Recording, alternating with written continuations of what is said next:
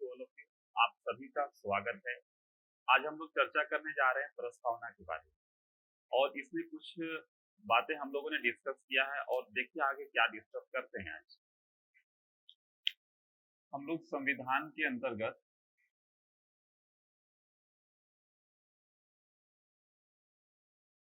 प्रस्तावना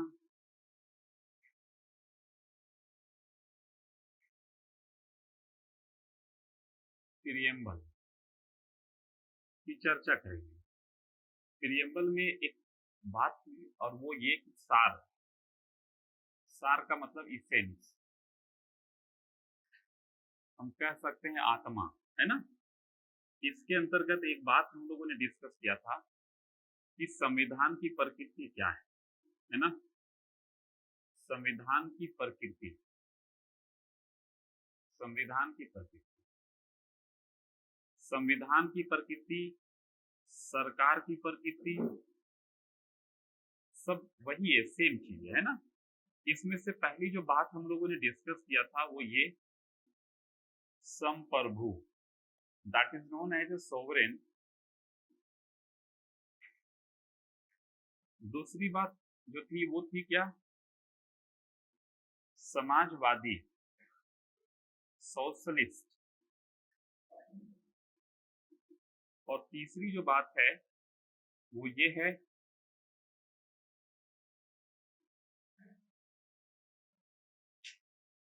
पंथ निरपेक्ष, है ना। That is known as a धर्म निरपेक्ष, जिसको इंग्लिश में क्या बोलते हैं, सेकुलर। कंफ्यूजन हिंदी में है, अंग्रेजी में कंफ्यूजन नहीं है। इसके बाद क्या है, लोकतांत्रिक, डेमोक्रेटिक। और फिफ्थ में है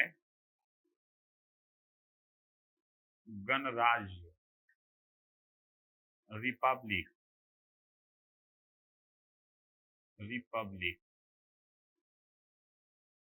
ये देखो नेचर है, संविधान कैसा होगा तो इस तरह का होगा। मेरी बात समझ में आ रही है। सरकार कैसी होगी तो इस तरह की होगी सरकार। मेरी बात समझ में आई। भारत कैसा होगा तो इसी तरीके का, जैसा संविधान जैसी सरकार वैसा ही भारत। मेरी बात समझ में आ रही है। सबका नेचर ऐसा ही, ये नेचर पता चल रहा है। ये नहीं पता चल रहा, टारगेट नहीं पता चल रहा कि कॉन्स्टिट्यूशन चाहता क्या है, ये नहीं पता चल रहा। क्या पता चल रहा कि कॉन्स्टिट्यूशन है कैसा, ये पता चल रहा। मेरी बात समझ में आ रही है।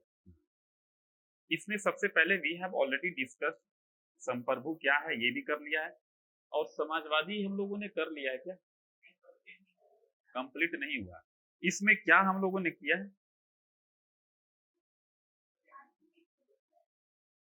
डेफिनेशन लिखा है। हाँ, यानी अब हम आ रहे हैं अपने टॉपिक पे और वो है समाजवादी। यानी भारत के संविधान की प्रकृति कैसा है, समाजवादी प्रकृति, है ना, यानी सोशलिस्ट। अब समाजवादी और समाज में वाद में क्या फर्क, समाजवाद और समाजवादी में क्या फर्क। ये विचारधारा है और इसके मानने वाला कौन है, समाजवादी।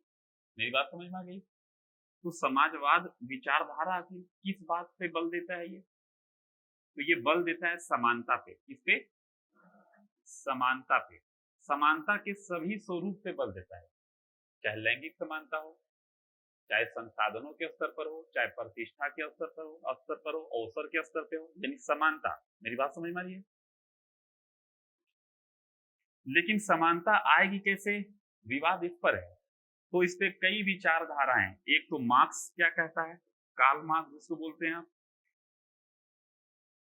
और दूसरा इसमें गांधी जी भी हैं।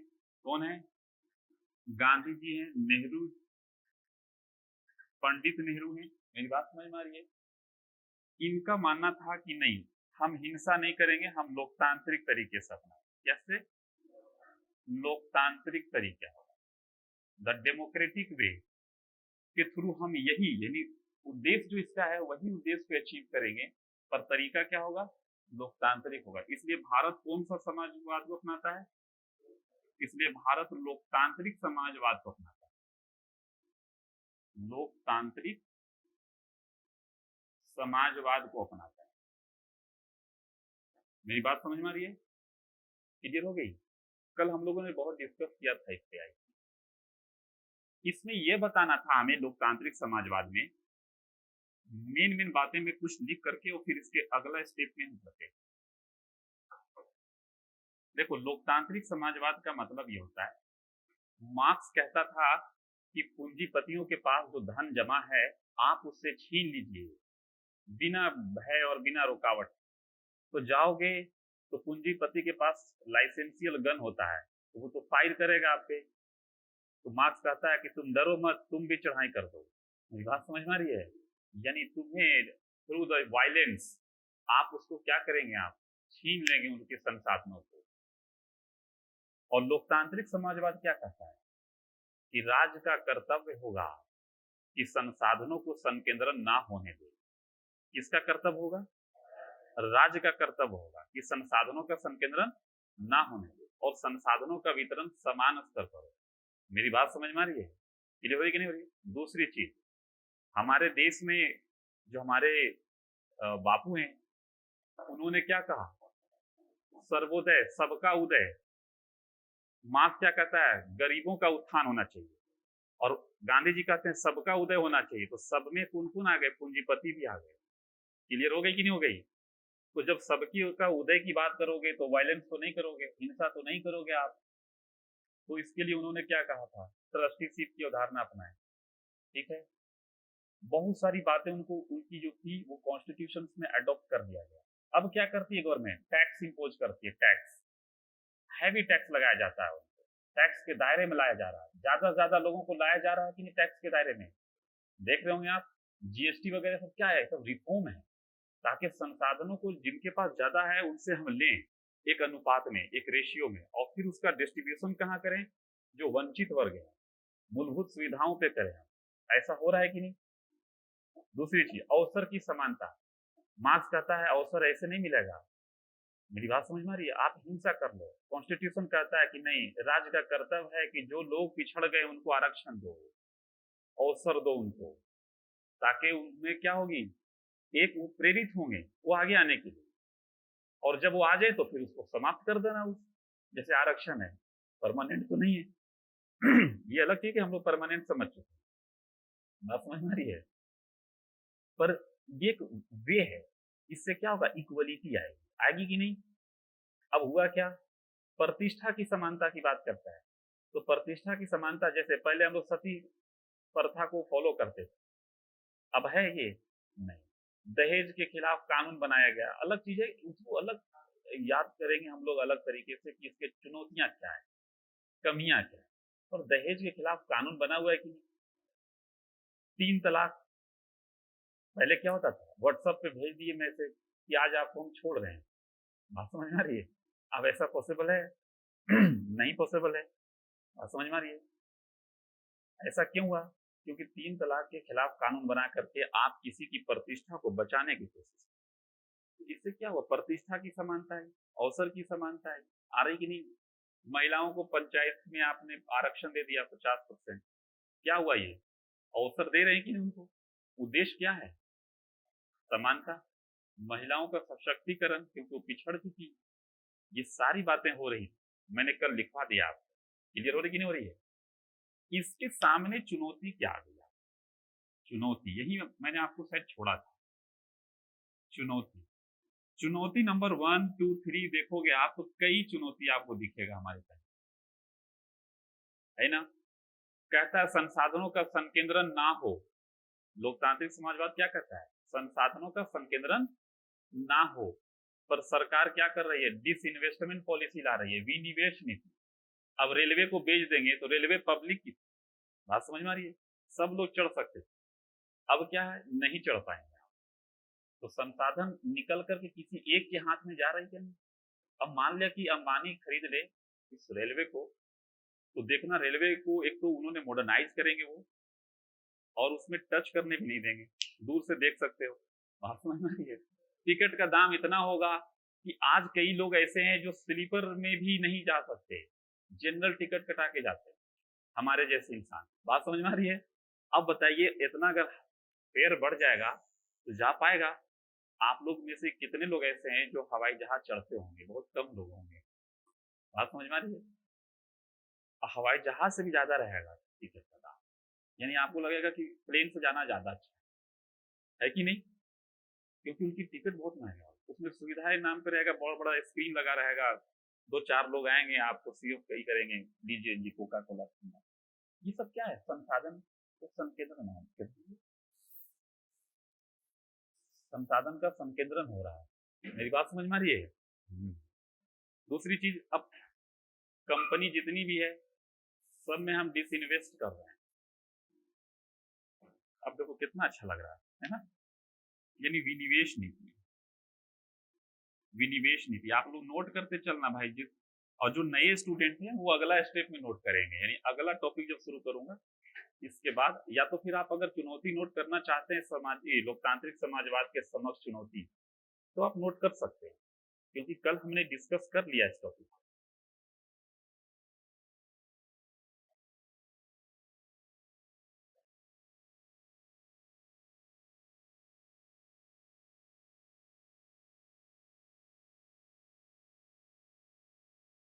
विनिवेश नीति, अब विनिवेश नीति में देख रहे आप सारी धीरे धीरे सारी कंपनियां क्या हो रही है? बिक रही है। मेरी बात समझ में आ रही है? एनटीपीसी का शेयर बेच दिया गया, एयर इंडिया भी बिकने ही वाला है ना। तो संसाधन एक जगह, अब देखो कोल माइंस एरिया जो है, या कहीं आयरन निकल रहा है, तो अब ये किन्हीं को अलाउड किया जा रहा है। अब सरकार छोड़ दी कि अपनी मर्जी से जहां दिल करे वहां ढूंढ निकालो आयरन को, और निकालिए और फिर बेचिए। क्या जो माइनिंग एरिया है वो एलोकेट किया जा रहा है किसी कंपनी को। बात समझ में आ रही है? और वो कंपनी वहां से उसको माइंस को निकालेगी, मिनरल्स को निकालेगी और उसको सेल करेगी। राजस्व केवल सरकार को मिलेगा, और केंद्रन संकेंद्रन क्या हो रहा है? किसी एक के हाथ में। किसान जो आंदोलन कर रहे हैं कॉन्ट्रैक्ट फार्मिंग ये सब के अगेंस्ट में, क्या है? वही तो है कि भंडारण करने की छूट होगी। तो जब भंडारण करेंगे तो संसाधन जाके एक ही घर में जमा हो जाएगा, और फिर वो क्या करेगा? जैसे आलू जब पैदा होगा तो आलू को क्या करेगा? खरीद के रख लेगा एक स्टोर रूम में। हमारे क्या तो फ्रिज भी नहीं है। मेरी बात समझ में आ रही है? और उनके क्या बड़े बड़े कोल्ड स्टोरेज है, तो आलू को जमा कर लेगा वो, और जब आलू 40 रुपये केजी बिकेगा तब निकाल के बेचना शुरू करेगा, यानी हमसे ही खरीदा और हम ही को बेचेगा। मेरी बात समझ में आ रही है? तो संसाधनों का जब संकेंद्रण होगा तो नुकसान किसको होगा? पब्लिक को। तो एक तो पता चला कि मेरा इनकम लिमिटेड है, और लिमिटेड इनकम में और खर्च ज्यादा होना शुरू हो जाए तो समानता बढ़ेगी या असमानता बढ़ेगी? असमानता बढ़ जाए, वो कंपनी ज्यादा अमीर और हम ज्यादा गरीब। तो बताइए समाजवादी चीजें लागू हो पाएंगी? नहीं। यही तो किसान आंदोलन कर रहे हैं इसी के तो खिलाफ। आप देखते होंगे नहीं, आप लेज वाली पैकेट छोटा रहता है, इतना बड़ा पैकेट 20 रुपये में एक आलू भी नहीं रहता है उसमें सही से। तो क्या है ये? कहीं ना कहीं असमानता को बढ़ावा दिया जा रहा है। तो नंबर एक। नंबर दो, आप देखते होंगे अभी भी हमारे यहाँ लैंगिक अंतराल, ये अंतराल बहुत ज्यादा है कि नहीं? असमानता है कि नहीं लैंगिक स्तर पे, है ना? तो लैंगिक स्तर पे असमानता है, और ये कहता है कि नहीं हम समानता पे बल देंगे। तो कहीं ना कहीं ये चुनौती है कि आज भी जो है सेक्स रेशियो देखो कितना है अभी इंडिया में, 900। शायद शायद का गुंजाइश नहीं है एग्जाम में। मेरी बात समझ में आ रही है? हाँ। कितना है? 943 है। मेरी बात समझ में आ रही है? हाँ। तो ये क्या है? ये अंतराल है, और अंतराल का मतलब ये बताता है कि आप उस सोसाइटी में कहीं न कहीं महिलाओं पे ध्यान नहीं दिया जा रहा है। क्लियर हो रही बात? अब इसको कंपैरिजन कहाँ करेंगे हम? वैश्विक स्तर पे करेंगे, वैश्विक स्तर पर करेंगे। लैंगिक अंतराल सूचकांक में भारत का स्थान कितना है? मेरी बात समझ में आ रही है? तब जरा देखना उसमें आ क्या रहा है। कई बार 108 आएगा तो कई बार 112 आएगा, 112, 108 स्थान। समझ सकते हैं, भारत कहते हैं हम लोग महान हैं और रैंक कितना ला रहे हैं, पीछे आ रहे हैं। तो रैंक की 108 वही है। ये डेटा आप एग्जाम जब देने जाना तो उस टाइम में डेटा को अपडेट करके जाना। मेरी बात समझ में आ रही है? हाँ। अब देखिए, ये कहता है समानता लाएंगे हम, संसाधनों का संकेंद्रण नहीं होगा। अच्छा, एक और पॉइंट मैंने बताया था इसमें, जीवन स्तर। जीवन स्तर यानी इतनी मूलभूत सुविधाएं होनी चाहिए कि एक मिनिमम जो क्वालिटी ऑफ लाइफ है वो तो स्पेंड करें ही करें हम। मिनिमम क्वालिटी ऑफ लाइफ का मतलब क्या होता है? रोटी, कपड़ा, मकान, शिक्षा, स्वास्थ्य, दवा, ये सब। अगर बीमार पड़े तो दवा मिलनी चाहिए, ये सब मिनिमम रिक्वायरमेंट। अगर ये भी ना मिले तो क्या होगा? मर जाएगा। अब देखो, बहुआयामी गरीबी सूचकांक, आप नाम सुना है इसका? बहुआयामी गरीबी सूचकांक, इसको बोलते हैं मल्टी डायमेंशनल पॉवर्टी इंडेक्स। क्या बोलते हैं? Multi dimensional poverty index. ये विश्व लेवल पर इसको जांच करते हैं और यह देखते हैं कि मिनिमम जो सुविधाएं हैं वो दी जा रही है कि नहीं। किसके लिए? जीवन स्तर पर। तो इसमें देखो भारत कितना पीछे है। इसमें यह कहता है कि 20 रुपये भी लोगों के पास नहीं होता इनकम एक दिन में। अब जिसके पास 20 रुपीज का भी इनकम नहीं हो, वो कैसे जीवन जिएगा? क्लियर हो रही है? तो कहीं ना कहीं असमानता बहुत ज्यादा है, चुनौती है कि नहीं। और ये किस लेवल पे टेस्ट कर रहे हैं? वैश्विक लेवल पे। जब भी टेस्ट करेंगे भारत को तो विश्व स्तर पे करेंगे। आप अपने आंसर में इस बात को कोड कर लेना और यही आपको डिफरेंट करेगा अदर स्टूडेंट से। ठीक है? और ये सब किताब में नहीं लिखा हुआ है लक्ष्मीकांत में, जो आप फॉलो करते हैं, है ना। यानी आप यहाँ पे लिखिए गरीबी और भूखमरी। भूखमरी। और आप इस ऐसे लिखना है, ऐसे एरो देने के बाद ये लिख दीजिए बहुआयामी गरीबी सूचकांक के संदर्भ में। बहुआयामी गरीबी सूचकांक के संदर्भ में।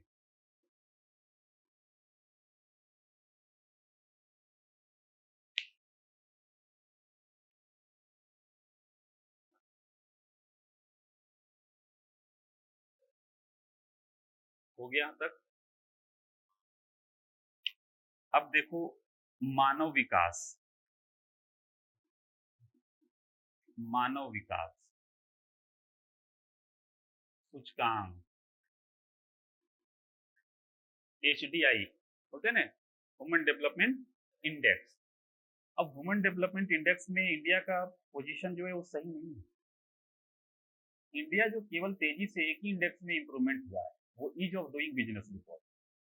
मेरी बात समझ में आ रही है? मोदी जी को यह क्रेडिट जाता है और बहुत तेजी से छलांग लगाया उन्होंने। मेरी बात समझ में आ रही है? बहुत तेजी से, वी कांट इमेजिन। बाकी सब में वही लगभग जैसे मनमोहन सिंह के दौर में था वैसे ही अभी भी। तो देखो मानव विकास के लिए क्या क्या चाहिए, ये मैं सिर्फ लिख रहा हूँ, आप पढ़ोगे कहाँ? इकोनॉमिक्स में। क्लियर हो रही बात? तो मानव विकास में देखना तो आय की बात होगी, वहां पर शिक्षा की बात होगी, जीवन पर प्रत्याशा की बात होगी। क्लियर हो रही बात? और ये सारा पैटर्न किसमें आता है? समाजवाद में आता है, सोशलिस्टिक पैटर्न में आता है। मेरी बात समझ में आ रही है कि नहीं आ रही है? आ रही है। गुड। और कोई चुनौती है आपकी नजर में? हम्म? खत्म हो गया? क्या किया? खुशहाली रिपोर्ट है ना, वेरी गुड। खुशहाली रिपोर्ट के संदर्भ में है ना, संदर्भ में 139 रैंक अगर ला रहा है इंडिया आज इसमें, इससे ज्यादा खुश पाकिस्तान के लोग हैं। मेरी बात समझ में आ रही? जो हमसे ज्यादा ज्यादा गरीब वहां के लोग हैं पर ज्यादा खुश है। इसके पीछे एक रीजन है।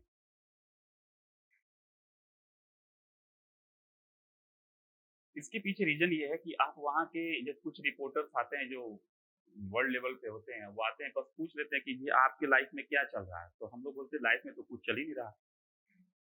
और पाकिस्तानी पीपल से अगर पूछा कि आप कैसे हो, अब बहुत माशाल्लाह, बहुत बढ़िया, बहुत बढ़िया। पता चला कि 2 टाइम से खाना नहीं खाया। मेरी बात समझ में आ रही है? लेकिन वो कह देता है नहीं बहुत बढ़िया हूँ, बहुत बढ़िया हूँ, सब कुछ ठीक-ठाक चल रहा है जी। मेरी बात समझ में आ रही है? 4 बम उसी दौरान फूट भी गया होगा किसी न किसी सिटी में। पर फिर भी ठीक। लेकिन फिर भी एक मानक है, जो भूटान ने जो शुरू किया इस चीज़ को और वर्ल्ड ने अगर अपनाया है, तो एक मानक है। खुश होने के लिए आपको मूलभूत सुविधाएं होनी चाहिए, और मूलभूत सुविधाएं का डिफिनेशन एक नहीं हो सकता है। अमेरिका में अगर कोई लोग रह रहा है तो उनकी मूलभूत सुविधाएं अलग होगी, और हमारे यहाँ अगर कोई रह रहा है तो मूलभूत सुविधाएं अलग होगी। क्लियर हो रही कि नहीं हो रही है? तो कोई एक डिफिनेशन नहीं है, ये कंट्री के ऊपर डिपेंड करता है। तो हमारे क्या, अगर हमारे कॉन्टेक्स्ट में अगर बात करें तो हम लोग अगर पिछड़ रहे हैं तो इसका मतलब है कि हमारे पास मूलभूत सुविधाएं नहीं है। भारत की, हाँ, सबसे पहले वही लाया था मॉडल। ठीक है, देखिए भारत में 59% महिलाएं ऐसी हैं जिनमें ब्लड की कमी होती है। अब महिलाओं में ब्लड की कमी हो जाए तो अच्छा नागरिक को, अच्छे बच्चे को पैदा करेगी वो? तो जब बच्चा ही अस्वस्थ होगा तो नागरिक स्वस्थ हो जाएगा क्या वो? नहीं ना। तो एक बेहतर नागरिक देने के लिए देश को महिलाओं को मजबूत होना चाहिए। डू एग्री और नॉट? अब पता चला खून की कमी हुई, इनीमिया हो रहा है, तो कैसे आप सोशलिस्टिक पैटर्न को फॉलो कर रहे हो? क्लियर हो रही बात? ये जो बोल रहा हूँ ना, इसको लिखना अपने आंसर में, पंचिंग करना, डालना आंसर को विद डेटा के साथ। क्लियर हो रही बात? और इसको बताएंगे कि अगर जिस देश का हर लोग बीमार पड़ना शुरू हो जाए तो आप बताइए उत्पादन ज्यादा करेंगे आप? युवाओं में खून की कमी हो जाए, अब अगर देश का युवा थक जाए 2 घंटे में पढ़ने में, तो देश का कितना भला होगा, आप यही से अंदाजा लगा। क्लियर हो रही बात नहीं हो रही है? तो देश का नागरिक स्वस्थ होना चाहिए, और इसके लिए क्या है, स्वास्थ्य का पैटर्न सही होना चाहिए। क्लियर हो रही कि नहीं हो रही है? अब आप जैसे कुछ मोर्टेलिटी रेट को अगर आप बताओगे, यहाँ पर देखो कुछ डेटास को बताओगे, डेटा क्या क्या होगा? बाल मृत्यु दर, बाल मृत्यु दर बताओगे, अच्छा है अभी? नहीं है। दूसरा क्या बताओगे आप? मातृत्व मृत्यु दर, मृत्यु दर है सही कंडीशन, ये डेटा बताएंगे एग्जाम के दौरान। क्लियर हो रही है? तीसरा क्या बताएंगे आप? दयनीय स्वास्थ्य स्थिति, दयनीय दयनीय स्वास्थ्य स्थिति, स्वास्थ्य स्थिति।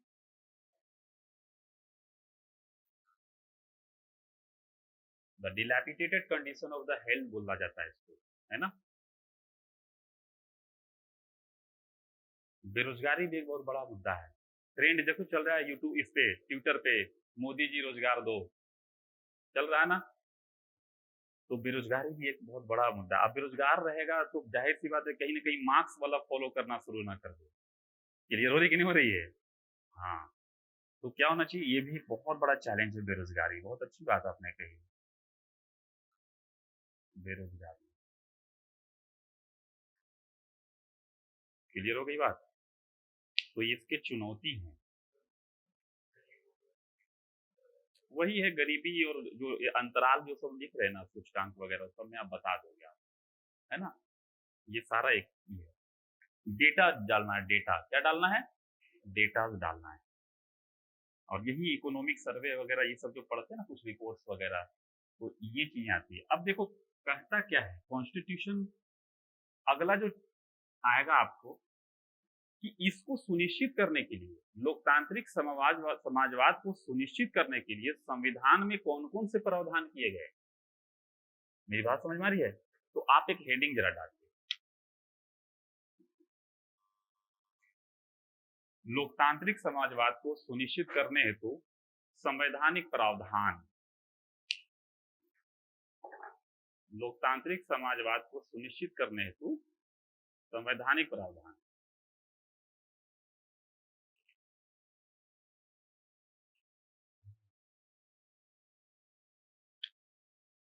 संवैधानिक प्रावधान।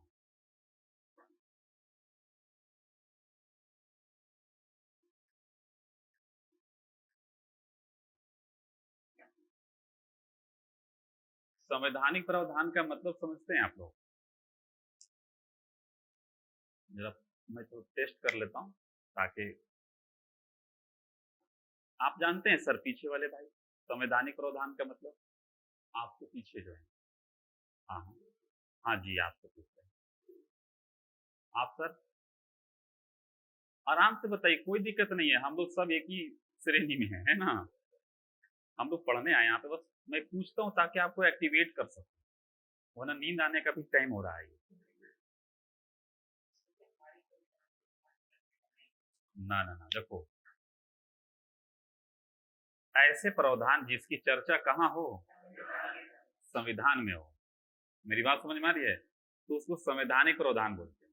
और अगर कोई कह दे संवैधिक प्रावधान, देखो एक है संवैधानिक, संवैधानिक इसकी चर्चा कहाँ होगी, और एक है संविधि।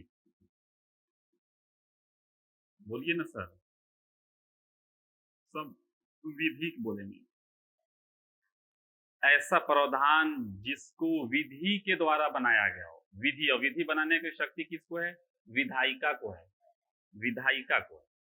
मेरी बात समझ में आ रही? यानी विधायिका के द्वारा निर्मित कोई विधि के माध्यम से कोई प्रावधान किया गया हो, उसको क्या बोलते हैं? संवैधानिक प्रावधान, संविधिक प्रावधान बोलते हैं। जैसे पब्लिक प्लेस पे सिगरेट नहीं पीना चाहिए, कौन सा प्रावधान है? संविधिक प्रावधान। मेरी बात समझ में आ रही कि नहीं आ रही है? हाँ, तो याद रखें, जो कानून के माध्यम से जो प्रावधान बनाया गया तो संविधिक प्रावधान बोलते हैं। और एक होता है गैर संवैधानिक प्रावधान, एक होता है गैर संवैधानिक प्रावधान।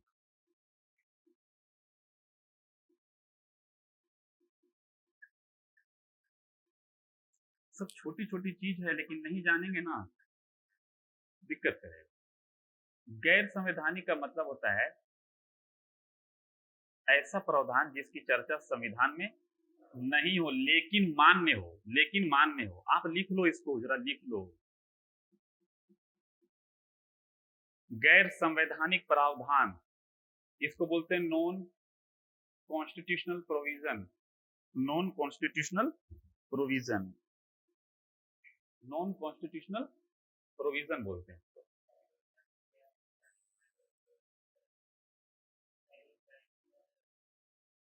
बताता हूं, आपके आंसर को देता हूं, डोंट वरी। आपने पूछ लिया, अच्छा किया। गैर संवैधानिक का मतलब होता है ऐसा प्रावधान जिसकी चर्चा संविधान में ना हो लेकिन क्या हो? मान्य हो। The provision which are not written in the constitution but will be acceptable. ये बात समझ में आ गई? अब एक है असंवैधानिक प्रावधान, असंवैधानिक, असंवैधानिक प्रावधान मतलब समझे? असंवैधानिक, अ का मतलब होता है नहीं। ऐसा प्रावधान जिसकी चर्चा संविधान में नहीं हो लेकिन मान्य भी नहीं हो। किसी की हत्या करना संविधान कहता है, और कहता है कि ये एक्सेप्ट कर लेंगे, तुम कर लोगे तो नहीं। मेरी बात समझ में आ रही कि नहीं आ रही? तो इसको क्या बोलते हैं? असंवैधानिक। इंग्लिश में बोलते हैं अनकॉन्स्टिट्यूशनल। देखो, अ में और गैर में यही फर्क है, दोनों चर्चा नहीं है संविधान में, लेकिन यह मान्य है और यह अमान्य। क्लियर हो गई? नोट हो गया जी? तो हम यहाँ पे संवैधानिक प्रावधान की जिक्र करने जा रहे हैं, यानी इसका मतलब होगा कि जो बातें हम बताएंगे वो संविधान में लिखी होनी चाहिए। क्लियर हो गई कि नहीं हो गई? हाँ,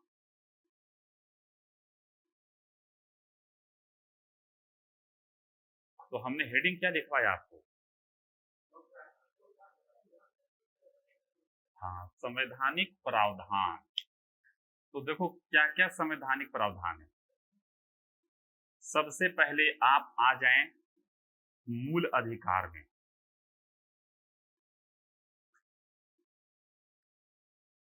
मूल अधिकार, अनुच्छेद 14, 15, 16, 17, 18 ये क्या है?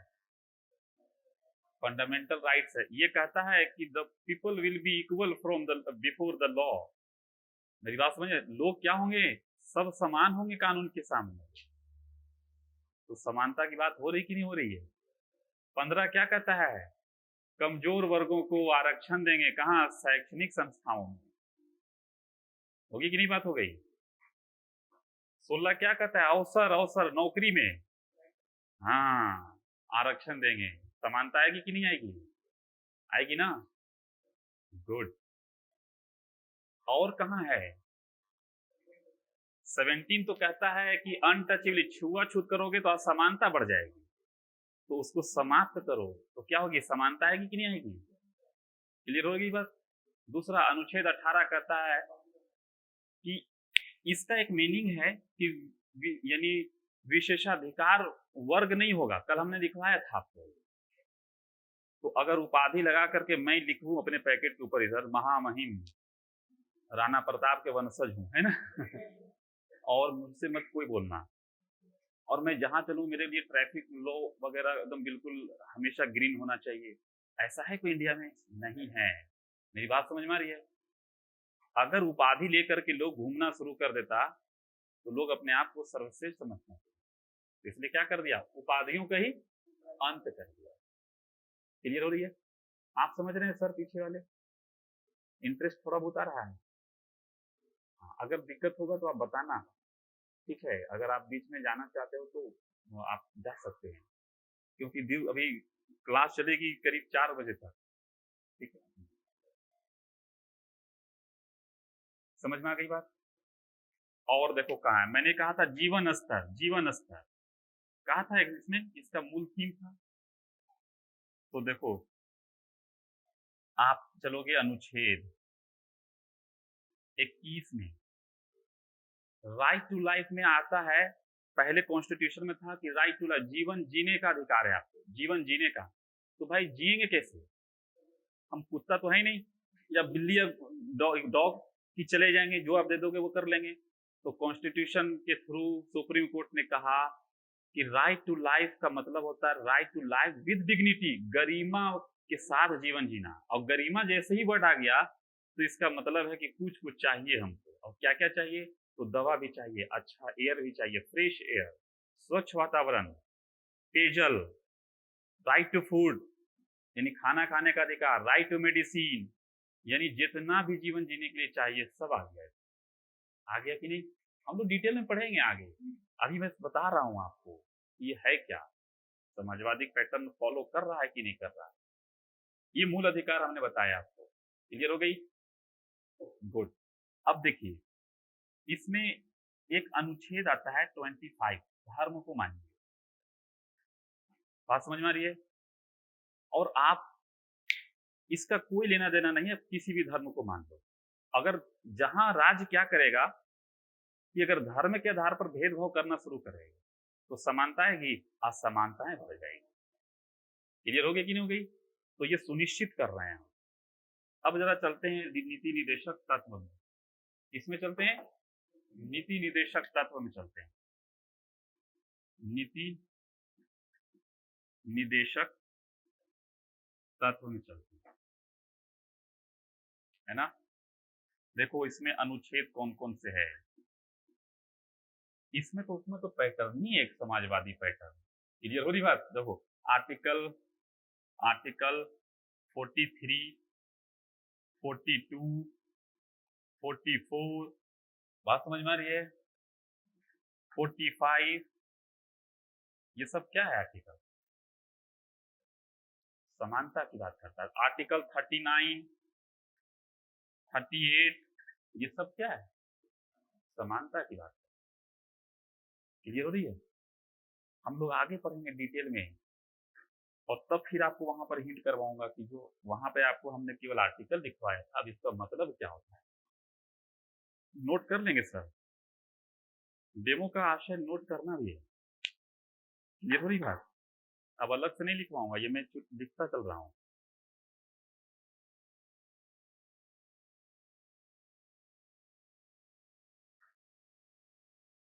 एक हमारे संविधान बनाने वालों ने एक गलती कर दी थी कि उन्होंने संपत्ति के अधिकार को मूल अधिकार में डाल दिया था। और आपके पास संपत्ति रखने का अगर अधिकार हो जाएगा तो मूल अधिकार का मतलब है कि आपसे कोई छीनेगा नहीं। और अगर संपत्ति अगर मूल अधिकार हो जाता तो कोई छीन नहीं सकता। तो होता क्या कि आप ज्यादा से ज्यादा एक्वायर करते, आप लाते संपत्ति और जमा करते, और आपको पता था कि भाई कोई छीनेगा तो है ही नहीं, तो संकेंद्रण होता कि नहीं। तो इसको मूल अधिकार से निकाल के अनुच्छेद 300A में डाल दिया गया। यानी अगर आपके पास लैंड है और अगर कोयला निकल गया अंदर से तो सरकार क्या करेगी? ले लेगी। मेरी बात समझ में आ रही है? अगर आपके पास आय से अधिक संपत्ति है, आय से अधिक संपत्ति है, तो क्या होगा? रेड पड़ेगा। बेनामी संपत्ति है, जैसे अभी तेजस्वी यादव फंसे हुए हैं, मेरी बात समझ में आ रही है? बेनामी संपत्ति में कॉमन सेंस लगाते लालू साहब, पता नहीं कैसे इतना बड़े पॉलिटिशियन होकर के इतनी बड़ी गलती कैसे कर दी उन्होंने। मेरी बात समझ में आ रही है? बेनामी का मतलब हुआ कि आपका इतना बड़ा बच्चा है और समझ में आ रही बात, और आप पैसे खूब कमा रहे, उन्हीं के नाम से प्लॉट खरीद लिया, अभी वो कमाया भी नहीं तो उनकी इनकम से यहाँ संपत्ति कैसे दिखने लगी? क्लियर हो रही कि नहीं हो रही? तो ये सब बेनामी संपत्ति और क्या है, आय से अधिक संपत्ति। तो अगर मूल अधिकार होता ना तो मामला गंभीर हो जाता है। इसलिए इतना लिखने के बाद आप चलिए अनुच्छेद 300A में, अनुच्छेद 300A 300A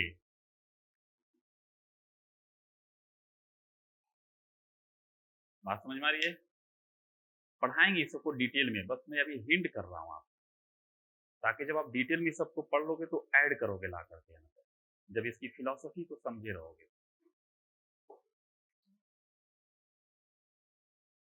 देखिए एक चीज अब और आप समझिए, हमने लोकतांत्रिक समाजवाद को अपनाया है। अगर केवल समाजवाद भी होता ना तो हो सकता है कि पूंजीपति जो है अपने हिसाब से, आप चाहते कि हिंसा कर लें लेकिन उनके पास पैसा का पावर है, और अब जो जंग जो जीती जाती है वो सेना के नंबर से नहीं। मेरी बात समझ में आ रही है? अगर जिसके पास फाइटर जेट ज्यादा एग्रेसिव होगा वही आज के डेट में जंग जीतेगा। जैसे मान लिया कि भारत के पास नंबर ऑफ आर्मी जो है ज्यादा है और पाकिस्तान के पास कम है, लेकिन अगर वो ज्यादा बढ़िया बढ़िया फाइटर जेट खरीद ले तो मुश्किल हो जाएगी हमारे लिए। क्यों? क्योंकि आप जहां पे खड़े रहोगे वहां पे बम लाके गिरा देगा। तो इसलिए भारत देखो क्या किस पे बल दिया, रफाइल मंगाया है कि नहीं मैं चंडीगढ़ में ही उड़ते उड़ते क्या करूंगा, लाहौर पे बम गिरा देंगे। क्लियर हो रही कि नहीं हो रही है? तो फाइटर जेट का दौर आ गया। तो आपको एक एक चीज को जो है डील करना पड़ेगा उसी के अकॉर्डिंग। अब जैसे पूंजीपति है, अगर मान लिया कि लोकतंत्र को नहीं अपनाते तो वो क्या करता, संसाधनों का उपयोग करके और आपको दमन करवा सकता है, तकनीक के माध्यम से ड्रोन से आपको हमला करवा देता। तो आप हिंसा कर पाएंगे उसके? नहीं कर पाए। तो हमारे संविधान निर्माताओं ने कहा नहीं, लोकतांत्रिक समाजवाद को अपनाएंगे तो वोट का पावर होगा। मेरी बात, अपनी मर्जी की सरकार बनाएंगे और वो सरकार को हम बताएंगे कि तुम मेरे हिसाब से काम करो। तो अब बताइए, कितना भी अंबानी हो, सरकार को अगर आप चाहेंगे तो गिरा भी सकते हैं। गिरा सकते हैं कि नहीं? उसका तो एक ही वोट है, लेकिन करता क्या है, वो पॉलिटिकल पार्टी को पैसे डाल देता है। यहां पर भी देख रहे हैं खेल हो रहा है, अभी भी कोशिश कर रहा है वो, पर हम अपनी कोशिश को ये समझेंगे कि नहीं, हमें वोट का पावर है। अगर हम इकट्ठा हो जाए, किसान के साथ अगर हो जाए, तो कॉन्ट्रैक्ट फार्मिंग और जो कानून आया है वो लागू हो पाएगा? नहीं हो पाएगा। और अगर ऐसा नहीं करते हैं तो क्या होगा, संसाधनों का संकेंद्रण होगा, उनके फेवर में नीतियां बनेंगी। क्लियर होगी? तो आपको मताधिकार दिया गया है, अडल्ट फ्रेंचाइज दिया गया है। दिया गया है कि नहीं? अनुच्छेद 325 क्या कह रहा है? कह रहा है कि नहीं? तो देखो यही पावर दे रहा है आपको कि अपनी मर्जी की सरकार बनाओ जो आपके लिए काम करेगा। मार्क्स कहता था ना, सर्वहारा वर्ग का होना चाहिए शासन, यानी जो आम लोग है, पब्लिक, गरीब, मजदूर। तो आप वोट डालो ना, आपकी ही तो सरकार बन जाएगी। तो ये सुनिश्चित कैसे हुआ है? अनुच्छेद 325 के माध्यम से हुआ है कि नहीं जी? समझ में आ रही है आपको? हाँ, तो नोट कर लीजिए।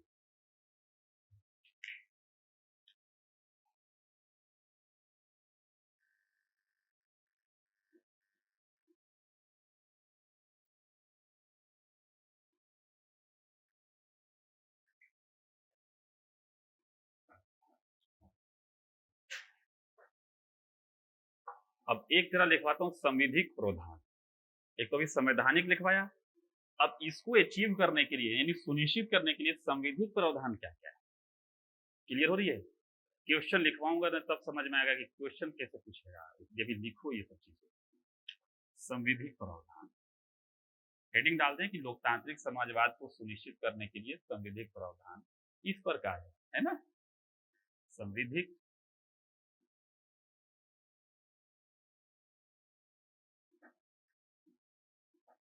प्रावधान मतलब समझे ना आप, कानून बना होगा इसके लिए, और कानून बना करके किया गया है, कुछ देने की कोशिश की गई है। नंबर 1, न्यूनतम मजदूरी अधिनियम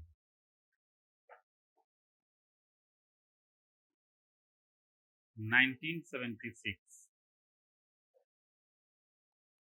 न्यूनतम मजदूरी अधिनियम यानी काम करा करके किसी को भगा नहीं सकते हैं, तो कम से कम इतना मजदूरी दीजिए जो फिक्स्ड है। क्लियर हो रही कि नहीं हो रही है ना? गुड।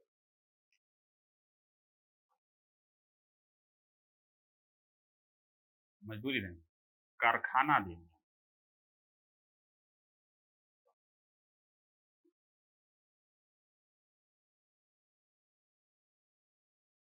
1948,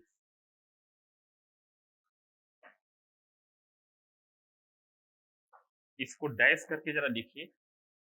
मजदूरों को मूलभूत सुविधाएं देने पर बल, मजदूरों या कर्मकारों या जो कर्मकार होता है ना, जो काम करने वाला, मजदूरों को मूलभूत सुविधाएं देने पर बल,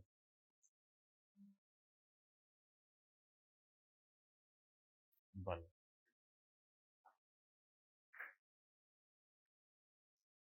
कोई दिक्कत?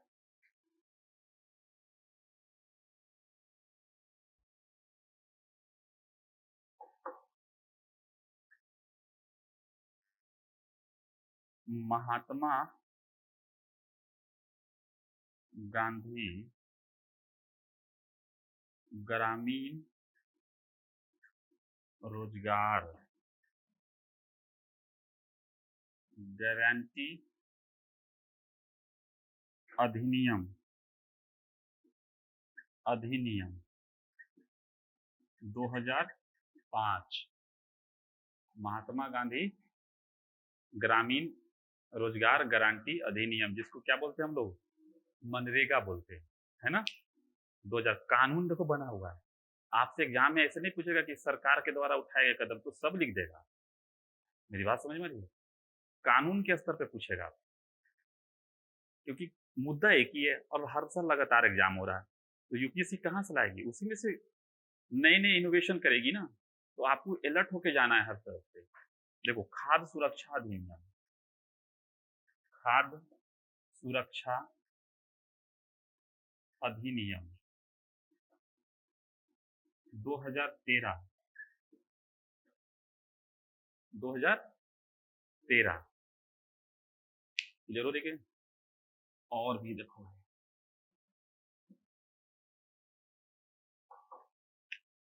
कौन सा नंबर आएगा? 5, ओके। कंपनी अधिनियम, कंपनी अधिनियम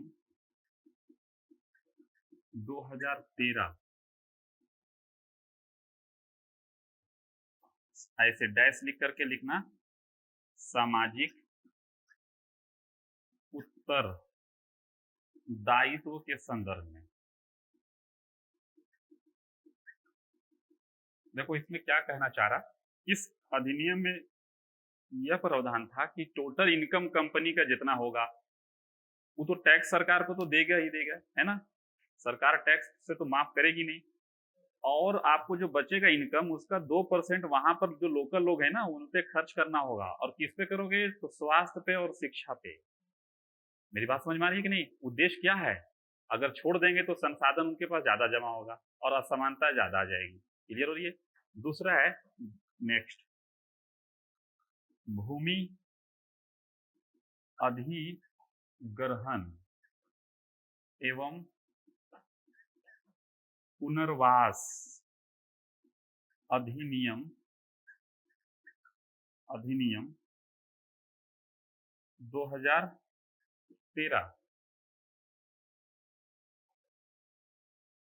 इसमें संशोधन हुआ है पर नियम बना कब है, 13 में।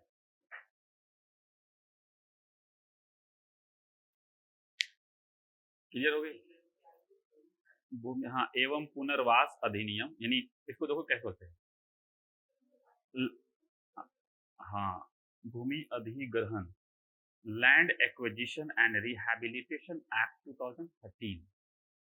एक्विजिशन का मतलब है अधिग्रहण, एंड रिहैबिलिटेशन पुनर्वास। जैसे मान लीजिए कोयला निकल गया आपके खेत से, आपको हटा देगा ऐसे ही, कितना गलत बात है। लेकिन बदले में अगर अच्छा मकान बना के दे, आपको पुनर्वास कराए, तो इससे सुनिश्चित होगा ना समाजवाद कि अगर डायरेक्टली आए और हटा दे तो फिर हथियार उठा लेगा आदमी, यही करेगा, होगा कि नहीं। तो ये थे हमारे, क्या थे, संविधिक प्रावधान थे। मेरी बात समझ में आ रही कि नहीं आ रही है। गुड। अब जरा दिखवाता हूं कि सरकार के द्वारा और कौन से प्रयास हो रहे हैं, कौन से और प्रयास हैं जो इसको ये कर रहा है ना। तो जरा देखते हैं, लिखिए अन्य प्रयास। देखो अन्य प्रयास, सरकार के द्वारा अन्य प्रयास के द्वारा अन्य प्रयास क्या क्या है, जरा बताएंगे आप, कुछ जरा सोच साच के जरा बताइए।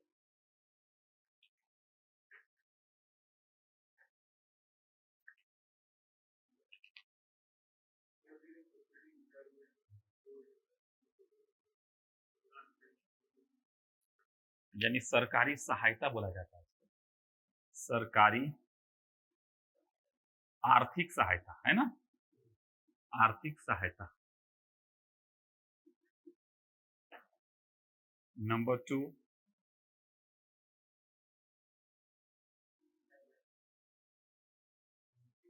बिल्कुल, कौशल विकास योजना, है ना, कौशल विकास योजना, योजना। आयुष्मान भारत, आयुष्मान भारत योजना, है ना जी। मुद्रा योजना, जनधन, जनधन योजना, जनधन योजना।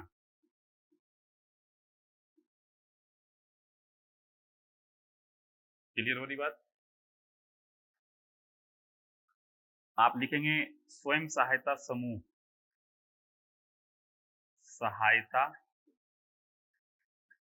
समूह को बढ़ावा दिया जा रहा है, बढ़ावा दिया जा रहा है, स्वयं सहायता समूह को बढ़ावा दिया जा रहा है।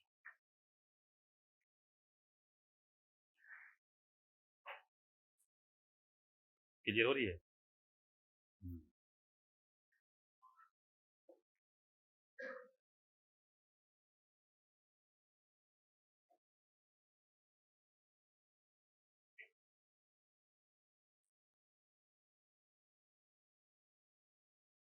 एक नई शिक्षा नीति भी लिख लीजिए इसमें, नई शिक्षा नीति, नई शिक्षा नीति 2020। नहीं हुआ तो पर बन गई है, इम्प्लीमेंट तो हो ही जाएगा अब। मोदी के दौर में लागू ना हो ऐसा पॉसिबल ही नहीं है। बात समझना नहीं है,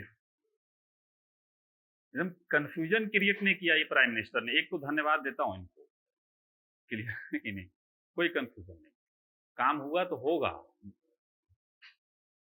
यहां तक बात समझ में आ गई। देखो हमने बताया क्या आपको, समाजवाद का आशय क्या है, फिर बताया लोकतांत्रिक समाजवाद का आशय क्या है।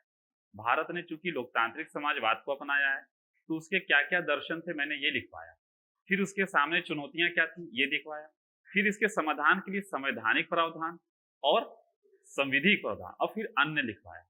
मेरी बात समझ में आ रही है। अब ये सारी चीजें आपके नजर में घूम रही होगी, नाम तो सुना होगा प्रोग्राम का, तो अब आप ऐड करना सीख जाओगे कि कहाँ कहाँ इसको ले आकर पुट करना है। क्लियर हो रही कि नहीं हो रही है? तो कहीं पर भी चलते फिरते अगर कुछ मिल जाए ना तो आप समझना कि अच्छा ये वहां जाएगा, ये हो रही है।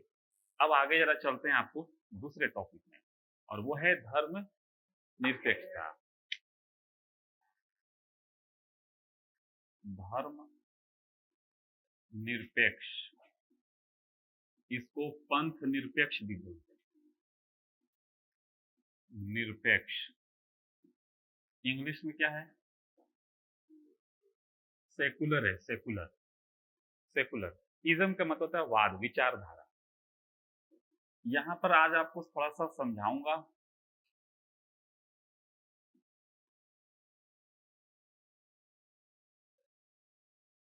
धर्म निरपेक्षता पहले आप समझ लें, आप उसके बाद लिखवाएंगे हम।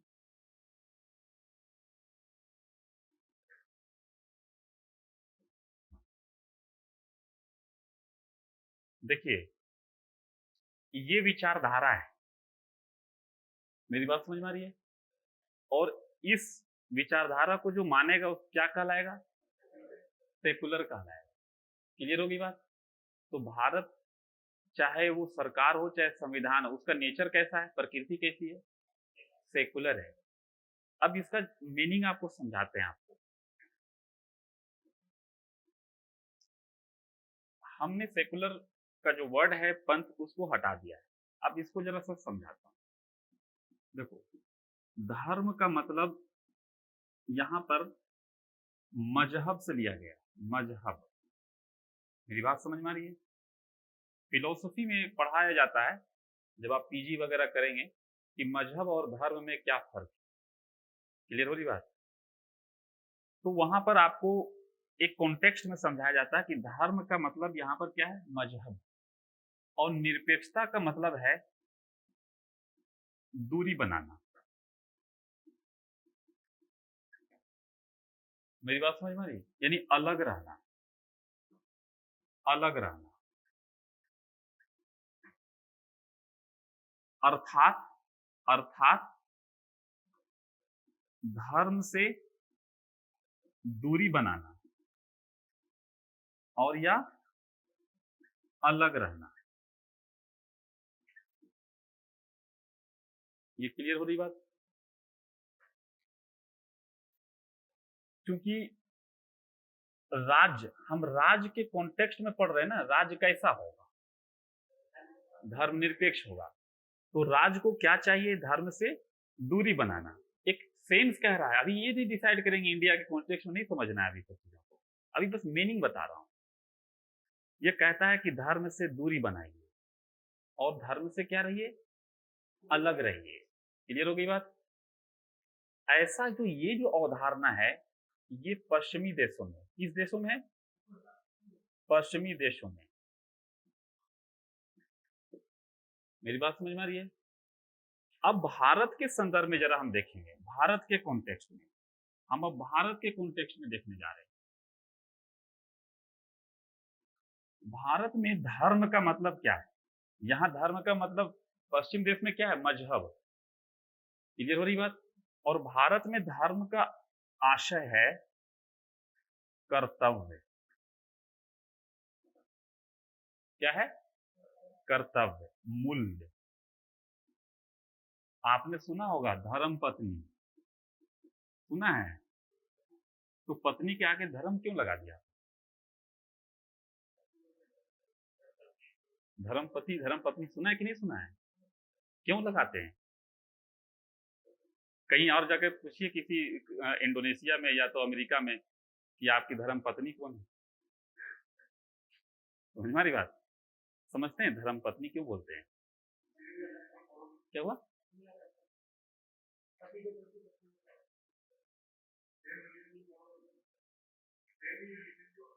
नहीं नहीं, यहां पर कर्तव्य है, और कर्तव्य क्या है पत्नी का? कि पत्नी के प्रति समर्पित हो, पति के प्रति क्या हो? समर्पित हो। मतलब आप केवल और केवल एक ही जगह कॉन्सेंट्रेट रहे पूरी लाइफ, कहने का ये मतलब है। मेरी बात समझ में आ रही है? और यही चीज किस पे भी लागू होता है? हाँ, और इनको भी ये कहता है कि आप भी समर्पित रहें, किसके प्रति? पत्नी के प्रति। ये मूल्य है आपका, ये क्या है? मूल्य है। आप बताइए इंडिया में ये चीज संस्कृति में सनातन धर्म जो है, जो संस्कृति है, मेन संस्कृति यहाँ की कौन है? यही है ना, सनातन धर्म है। तो यहाँ की जो संस्कृति में ये आज से नहीं, सदियों, हाँ तो पूछ रहे हैं क्या?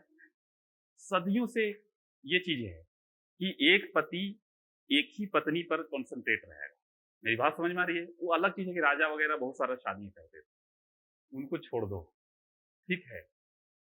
यानी मूल्य बताया गया है। अगर आप कहीं दूसरे जगह देखते हैं तो वो गलत है। क्या है वो? गलत है। ये आपकी संस्कृति बताती है। एग्री और नॉट? यहां पर आप देखते होंगे जरा सा किसी को हेल्प कर दीजिए तो कहते अरे आप तो भगवान है। मेरी बात समझ में आ रही है? यानी तुरंत भगवान बना देता है। तो यहाँ पर मजहब का मतलब यानी धर्म का मतलब मजहब नहीं है। यहाँ पर धर्म का मतलब क्या है? कर्तव्य है, मूल्य है। मेरी बात समझ में आ रही है? तो यदि राज्य धर्म से यानी कर्तव्य से अलग हो जाए, मूल्य से अलग हो जाए, तो बताइए राज अच्छा काम करेगा? यही रीजन है कि भारत धर्मनिरपेक्ष शब्द को नहीं अपनाया। मेरी बात समझ में आ रही है? किसको अपनाया है? पंथ। और पंथ का आशय यहाँ पर क्या है? मजहब है। क्लियर हो रही कि नहीं हो रही है? तो यहां पर मूल्य और कर्तव्य, अर्थात अर्थात राज्य मूल्य या कर्तव्य से, मैं लिखवाऊंगा, हालांकि रफ कर सकते हैं, आराम से लिखवाऊंगा एकदम, ठीक है। कर्तव्य से अलग नहीं हो सकता। देखिए गांधी जी कहते हैं कि यदि धर्म को राजनीति से अलग कर दोगे तो धर्म मृत प्राय हो जाएगी, डेड बॉडी की तरह। उनका आशय क्या था? आज हम लोग क्या बोलते हैं? राजनीति में धर्म का उपयोग हो रहा है। ना तो हम धर्म को समझ रहे हैं सही से, और ना तो हम राजनीति को समझ रहे हैं सही से। ना तो वोटर समझ रहा है सही से, ना तो रिप्रेजेंटेटिव समझ रहा है। और गांधी जी क्या कहते हैं? राजनीति में धर्म का उपयोग होना चाहिए। तो किस सेंस में कहा था उन्होंने? कर्तव्य के सेंस में कहा, मूल्य के सेंस में कहा। अब हम कर्मकांड के सेंस में यूज करने लगे। क्लियर हो रही बात कि नहीं हो रही है? हाँ। तो भारत, अगर आप खुद बताइए कि कोई राज्य है ये मूल्यों से अगर पृथक हो जाए, अलग हो जाए, तो अच्छा परफॉर्म करेगा? नहीं करेगा। कितना रिसर्च किया है हमारे संविधान में ऐड करने वाले लोगों ने इस चीज। क्लियर हो रही कि नहीं हो रही है? इसीलिए भारत ने क्या किया? धर्म निरपेक्ष शब्द का इस्तेमाल नहीं किया। क्या किया? पंथ निरपेक्ष। मेरी बात समझ? और पंथ का मतलब क्या, यहाँ पर क्या हो गया? धर्म, यानी रिलीजियन, जिसको बोलते हैं इंग्लिश में रिलीजियन बोलते हैं, यानी संप्रदाय। इसका मतलब हुआ कि भारत जो है पंथ, यानी पंथ का मतलब यहां पर संप्रदाय हो गया। क्या हो गया? संप्रदाय। इससे अलग होगा, इससे अलग रहेगा। और अलग रहेगा का भी सेंस समझिए कि ये क्या कह रहा है। अलग होने का आशय भारत का यह नहीं है कि भारत दूरी बना के रखेगा या भारत उसका विरोध करेगा। भारत विरोध नहीं करेगा, बल्कि भारत और भी जो पंथ है, संप्रदाय, उसको विकास में सहयोग करेगा। भारत राज्य क्या करेगा? सहयोग करेगा। यही रीजन है कि आप देखते होंगे कि बहुत सारा कार्यक्रम हमारे क्या होता है तो राज्य क्या करता है? सहयोग करता है। जैसे मानसरोवर यात्रा पे जाना है आपको, अमरनाथ यात्रा पे जाना है, तो आपको सरकार फैसिलिटीज प्रोवाइड कराती है, करती है कि नहीं? पहले हज सब्सिडी भी मिलता था, अब खत्म हो गया है। पहले ये भी दिया जाता था। और भी कई धार्मिक क्रियाकलापों में सरकार आपको सहयोग करती है। जैसे आपने देखा होगा इलाहाबाद में जो कुंभ मेला होता है, कोई कंपनी आकर के तो नहीं करती है। कौन सुविधाएं देती है?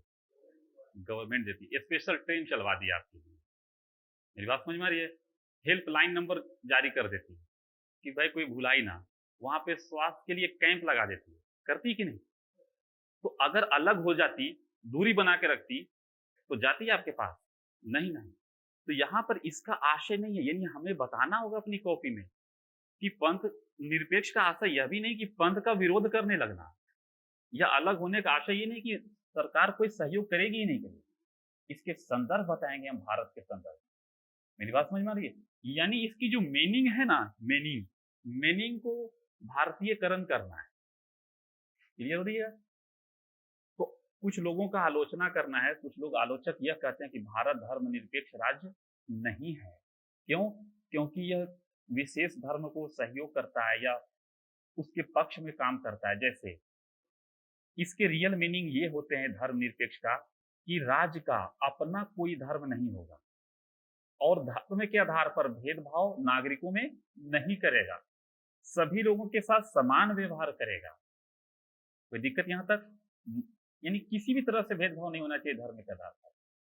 लेकिन अब राज्य करता क्या है? जैसे आप कुंभ मेला का मैंने एग्जाम्पल दिया, कोई इंडिया में कई और रिलीजियन है, ऐसा मेला का आयोजन सरकार कोई करती है आपके नजर में है? बताएं आप।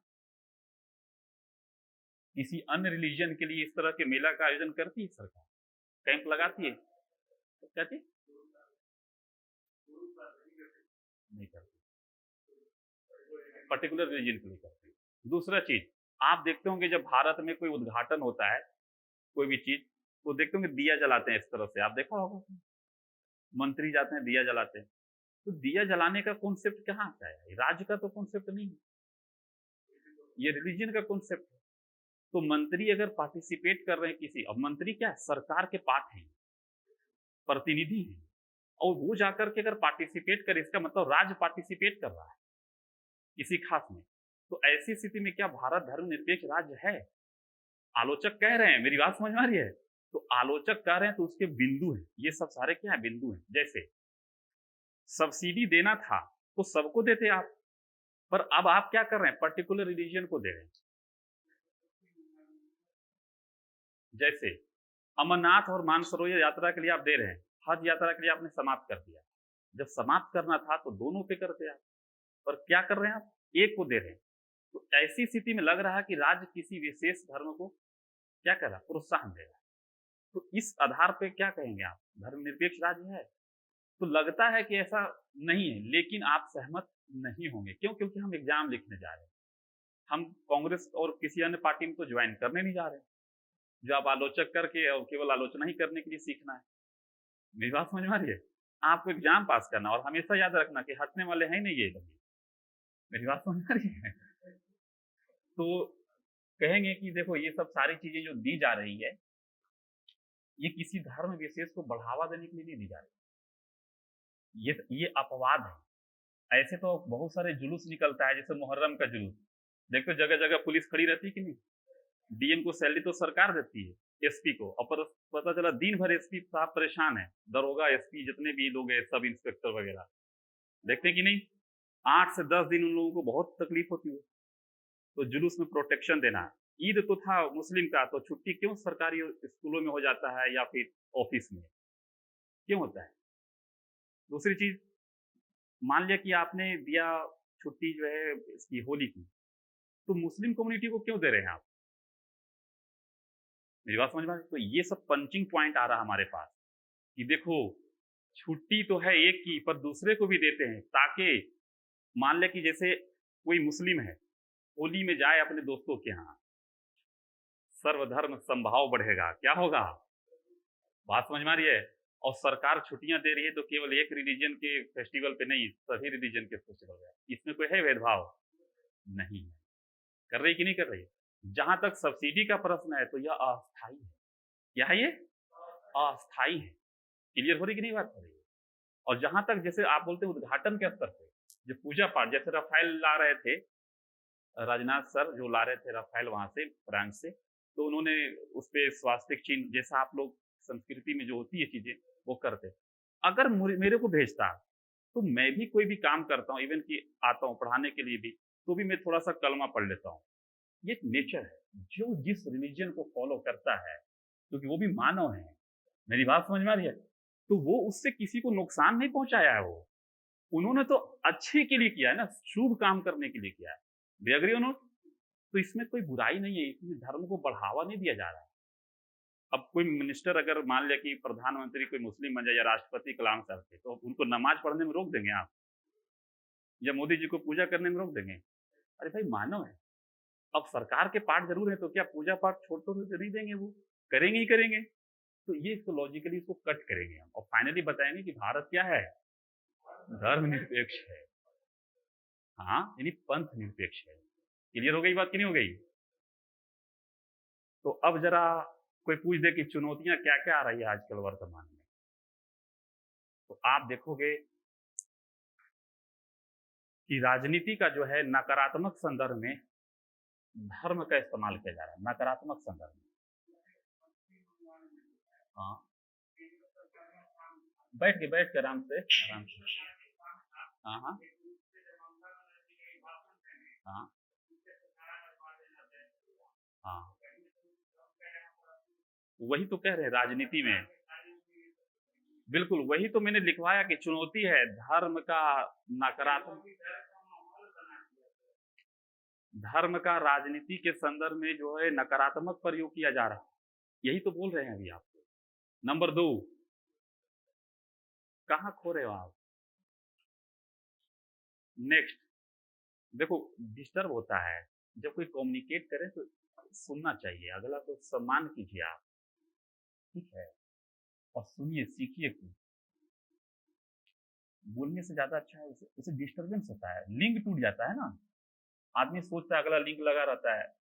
अगर कोई क्वेश्चन करे तो खामोशी से सुनना चाहिए। देखो राजनीतिक उपयोग हो रहा है नकारात्मक संदर्भ में, जो आपने कहा है यही तो लिखेंगे हम लोग चुनौती में। दूसरा मॉब लिंचिंग, और मॉब लिंचिंग के बाद क्या होता है, जनप्रतिनिधि जा करके जो दोषी होते हैं उनको बचाने की कोशिश करते हैं। क्लियर हो रही कि नहीं हो रही? चलो यहाँ तक हो गया तो ठीक है, एक घटना मान लेते हैं। लेकिन जब जनप्रतिनिधि जाकर के बचाने की कोशिश करे तो ये गलत है।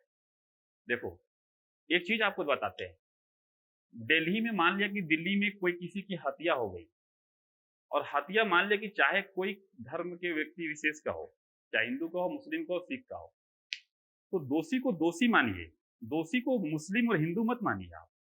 पर जनप्रतिनिधि जाके क्या कहते हैं, नहीं, अगर कोई हिंदू हिंदू की हत्या करता है इट्स ओके, मुस्लिम मुस्लिम की हत्या करता है इट्स ओके, अगर कोई मुस्लिम की हत्या हिंदू कर दे, यानी गलती से अगर दूसरे खाली कम्युनिटी फर्क है, तो नहीं ये इसको कलर देना है। मेरी बात समझ में आ रही है? ये सब क्या है? नकारात्मक है, चुनौती है, जो धर्मनिरपेक्षता के सामने बहुत बड़ा चुनौती पेश कर रहा है। तो इसकी चुनौती तो इसका समाधान भी बताना पड़ेगा। तो समाज, सबसे बड़ी चीज है कि समाज को ही धर्मनिरपेक्ष होना होगा। और समाज में तो जो अगर दायित्व आ जाए, मूल्य के तौर पे अगर आए, सर्वधर्म सद्भाव संभाव, गांधीवादी दर्शन पे चलोगे, तभी जाकर के ये सब चीजें हो पाएंगी। और इसके लिए समाज को मिलकर के काम करना होगा। बात समझ में आ रही है? एक बार नाना पाटेकर की कोई मूवी थी ना कि उंगली काट करके बताए थे कि जी, कि मुस्लिम हो या तुम हिंदू हो, जरा बताओ तो फर्क करके दिखलाओ कि कौन सा खून किसका है। क्लियर हो रही बात? तो समाज के स्तर पे अपने घरों में अगर आप चर्चा, मान लें कि मैं सपोज दैट किसी कम्युनिटी से बिलोंग करता हूँ, दूसरे कम्युनिटी के खिलाफ अगर घर में चर्चा करेंगे तो मेरा बच्चा क्या सीखेगा? अच्छा तो नहीं सीखेगा उसके बाद। तो घर के स्तर पर होना चाहिए, परिवार के स्तर पर होना चाहिए। आप समझिए, किसी को पहले परसेप्शंस बना लेते हैं हम। परसेप्शंस आप पहले जाके देखिए करीब से कि वो उसका है क्या? क्या चाहता है? क्या कमियाँ हैं? क्या अच्छाइयाँ हैं? क्लियर हो रही बात? बिना जाने हुए कैसे करेंगे आप? तो एक दूसरे के पास करीब जाएँ, फेस्टिवल मिलता है तो आप दूसरे को इनवाइट नहीं करते हैं, ये भी गलत है। इनवाइट करें आप और दूसरे के यहाँ जाने की भी कोशिश करें, तब जा करके बढ़ावा मिलेगा, वरना तो दूरियां बनती रहेगी और हम भारत के लोग भी कमजोर होगा। क्लियर हो रही कि नहीं हो रही है? हाँ, तो ये सारी चीजें हम लोग करेंगे। और देखते हैं। We have the 10 minutes today. आज मैं आपको आधा घंटा पहले छोड़ूंगा, ठीक है, क्योंकि मेरी ट्रेन है और मेरे को जाना है, ठीक है। तो लिखते हैं जरा धर्मनिरपेक्षता के बारे में।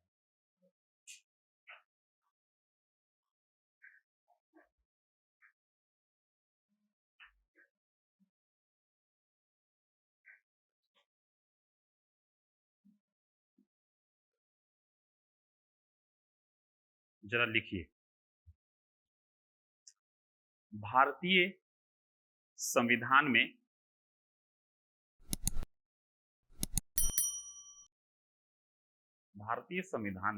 देखो, अंग्रेजी में लिखना सेकुलर, अंग्रेजी में। भारतीय संविधान में सेकुलर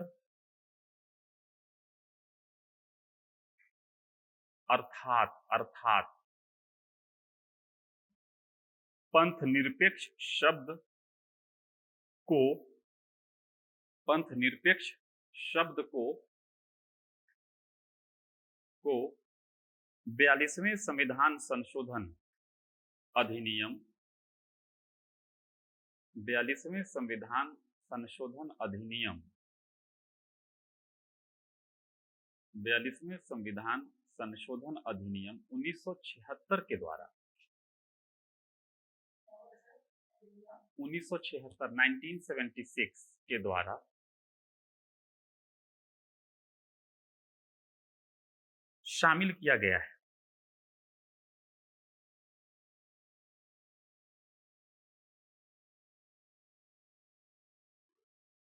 पैराग्राफ बदल दीजिए, पैराग्राफ बदल दीजिए। क्या लिख रही हैं आप, क्या कर रही हैं? मैं पैराग्राफ बदलवा रहा हूँ। पैराग्राफ बदलने का मतलब ऐसे होता है। देखो, हमने 2-3 लाइन लिखी है, देखो हमने यहाँ तक लिखा है, तो दूसरा लाइन देखो कैसे शुरू करते हैं, यहाँ से शुरू कीजिए, इस तरह से ऐसे छोटा छोटा पैराग्राफ में लिखने की आदत डालो। निबंध वगैरह जितना पैराग्राफ में चेंज करोगे इतना ही नंबर आएगा आपको। ये सब टेक्निक है नंबर लेने की। क्लियर हो रही बात?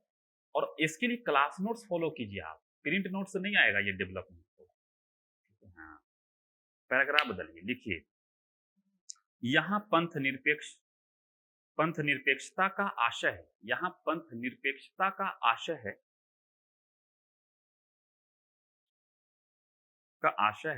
राज्य का अपना कोई धर्म नहीं होगा।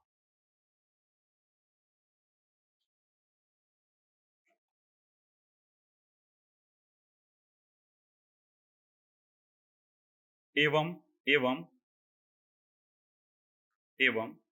राज्य धर्म के आधार पर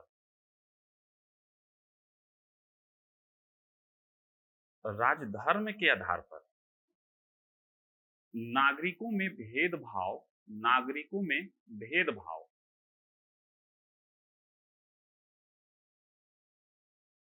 नहीं करेगा।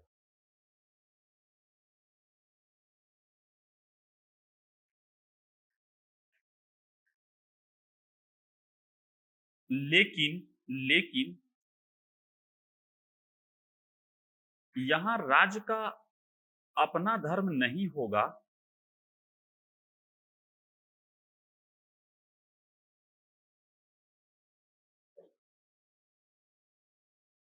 का आशय यह नहीं है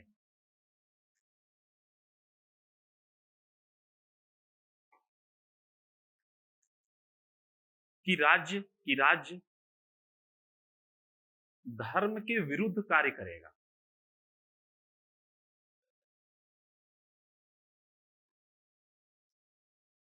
बल्कि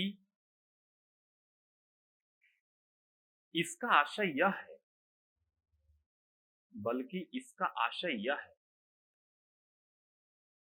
कि राज्य सभी धर्मों के साथ समान व्यवहार करेगा।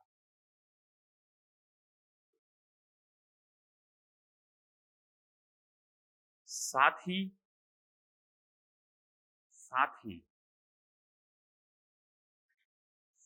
सभी धर्मों के विकास में सहयोग करेगा।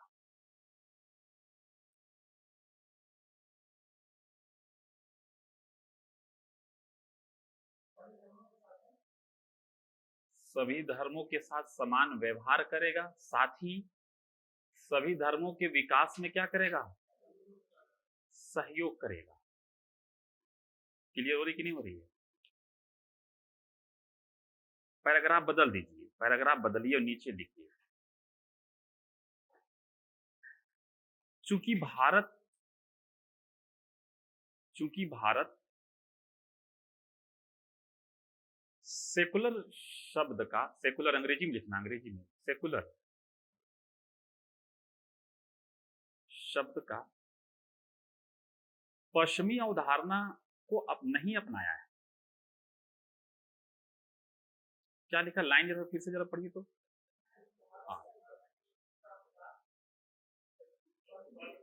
धारणा को नहीं अपनाया है। अवधारणा concept of the western country बोलते हुए ना, नहीं अपनाया है। क्योंकि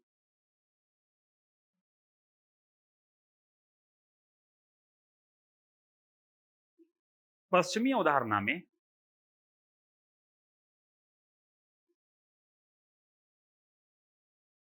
इस बात पर बल देता है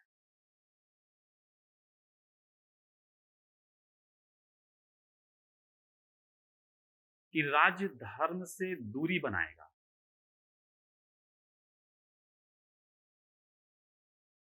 राज्य धर्म से दूरी बनाएगा।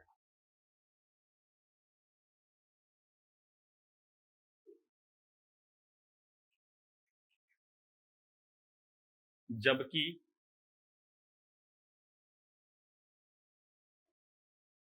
भारत में धर्म का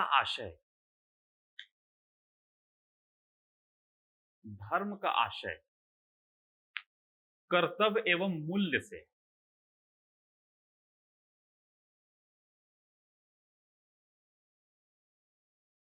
ऐसी स्थिति में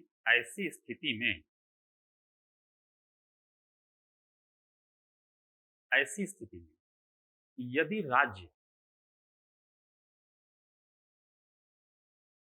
धर्म अर्थात कर्तव्य से दूरी बना ले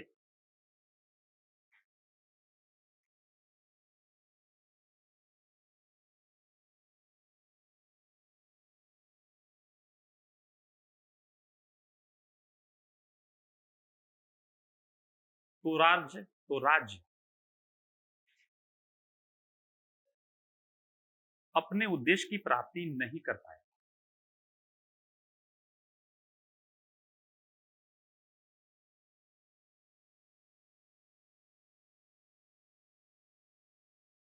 इसलिए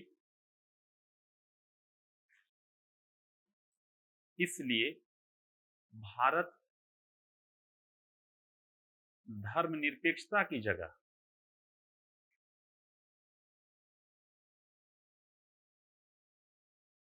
पंथ निरपेक्षता को अपनाया है।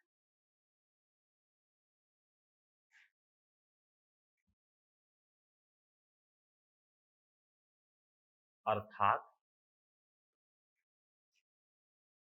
भारत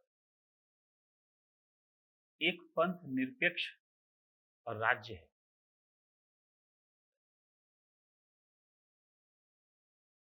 पैराग्राफ बदल दीजिए जरा, पैराग्राफ बदलिए। लेकिन कुछ लोगों का मानना है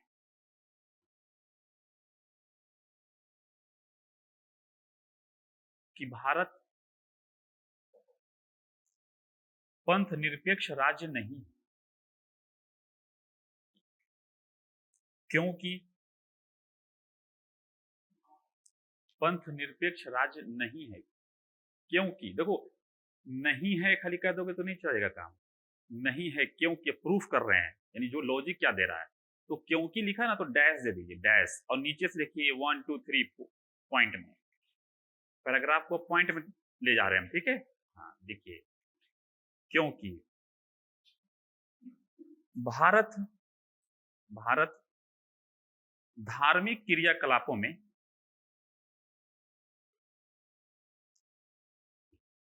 सहभागी होता है,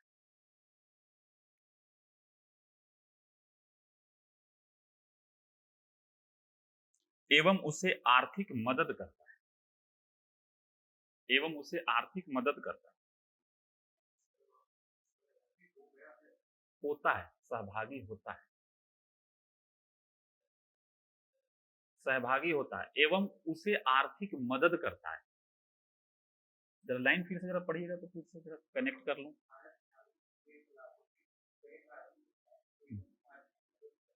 आर्थिक मदद, जैसे जैसे मानसरोवर एवं अमरनाथ यात्रा हेतु सुविधाएं प्रदान करना,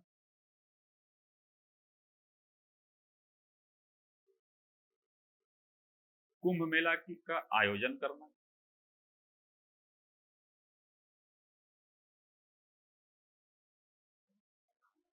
हाँ जी हाँ जी,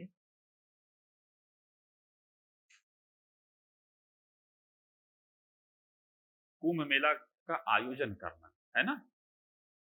पॉइंट नंबर नेक्स्ट जरा इसी में लिखिए, पॉइंट नंबर नेक्स्ट लिखिए, धार्मिक त्योहारों एवं अवसरों पर छुट्टी देना,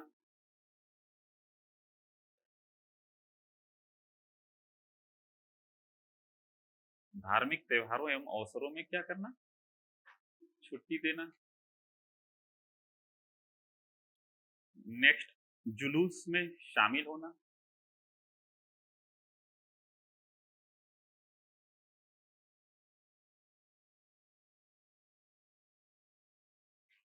नेक्स्ट, धार्मिक क्रियाकलापों में जनप्रतिनिधि का शामिल होना,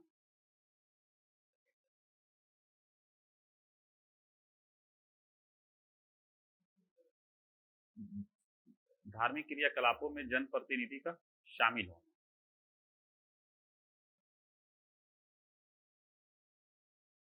अब नीचे से लिखिएगा, नीचे से बदल दीजिए पैराग्राफ। अब नीचे से लिखिएगा, लिखिए उपर्युक्त आधार, उपर्युक्त यानी ऊपर जो हमने लिखा है, लिखिए उपर्युक्त आधार को देखें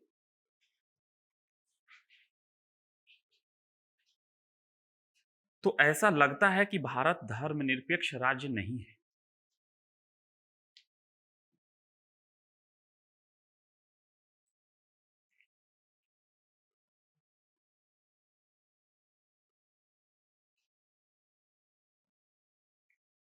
लेकिन लेकिन लेकिन इससे सहमत नहीं हुआ जा सकता, लेकिन इससे सहमत नहीं हुआ जा सकता, और उसको अंडरलाइन कर लीजिए, जो इससे सहमत नहीं हुआ जा सकता, यही एग्जामिनर चेक करेगा। ऐसा तो नहीं कि फाइनली लिख रहे हो कि क्या कर रहे हो, है ना। नहीं हुआ जा सकता, कौमा, फिर लिखिए क्योंकि। अब आप लॉजिक दोगे, ठीक है, जरा फटाफट कर लें हम लोग 2-3 मिनट के अंदर। क्योंकि लिखिए भारत पंथ निरपेक्षता को अपनाया है,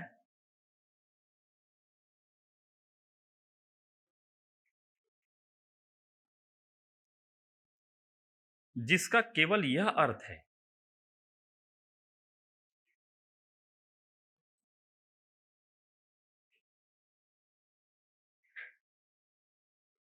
कि राज्य का अपना कोई धर्म नहीं होगा।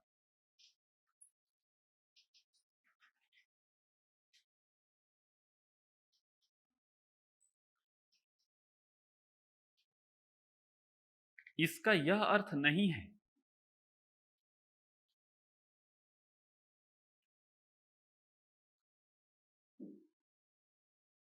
कि राजधर्म को सहयोग नहीं करेगा, अर्थात विरोध में काम करेगा, यानी कार्य करेगा, सहयोग नहीं करेगा। इसका यह अर्थ नहीं है कि राज्य का धर्म का विरोध करेगा। नंबर टू, जहां तक सरकार के द्वारा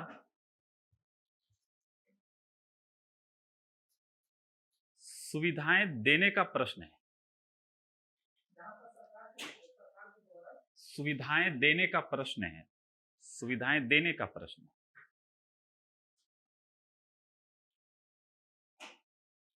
तो यह अस्थायी है।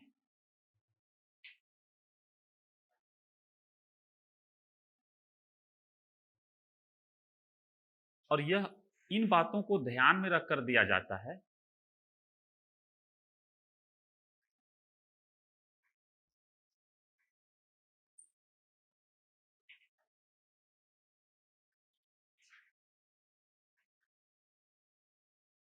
कि जिन वर्गों के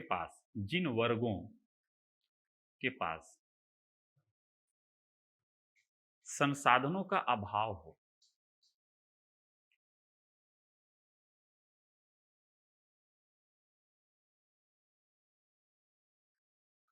उन्हें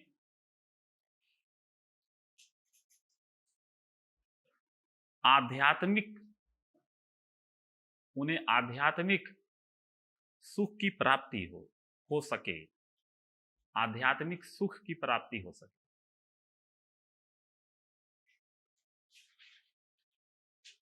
जिसकी गारंटी संविधान मूल अधिकार के रूप में देता है, जिसकी गारंटी संविधान मूल अधिकार के रूप में देता है।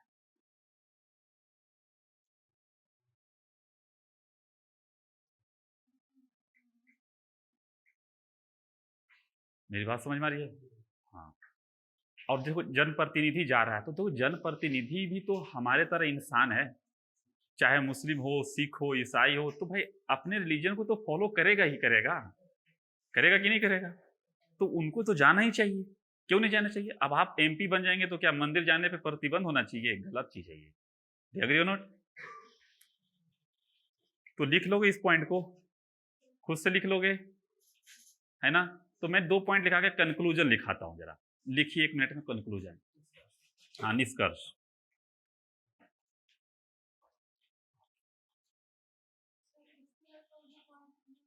कुछ पॉइंट नहीं लिखना, निष्कर्ष लिखिए।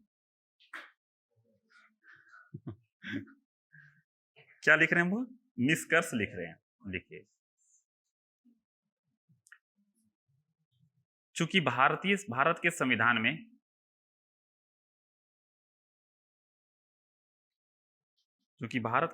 में पंथ निरपेक्षता को अपनाया गया है,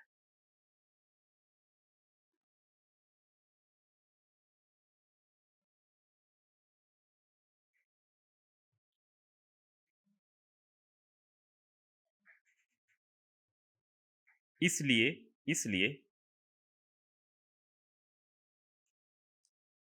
सभी धर्मों के लिए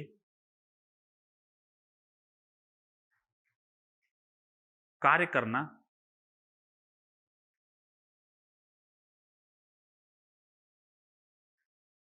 राज्य का दायित्व है।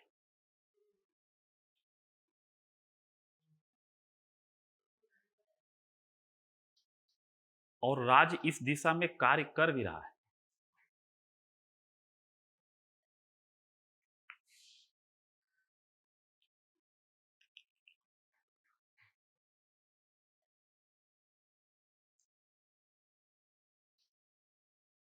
इस बात का प्रमाण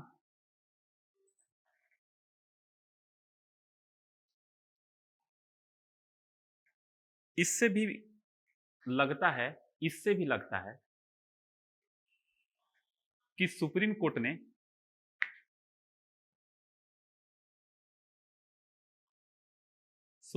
ने पंथ निरपेक्षता अर्थात सेकुलर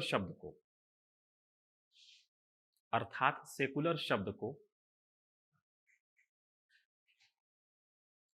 बुनियादी ढांचा, संविधान के बुनियादी ढांचा लिखना, संविधान के बुनियादी ढांचा घोषित किया है।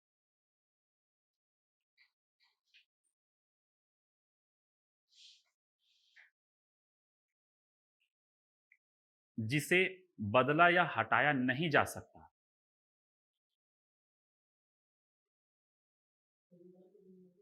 घोषित किया गया है, जिसे बदला या हटाया नहीं जा सकता।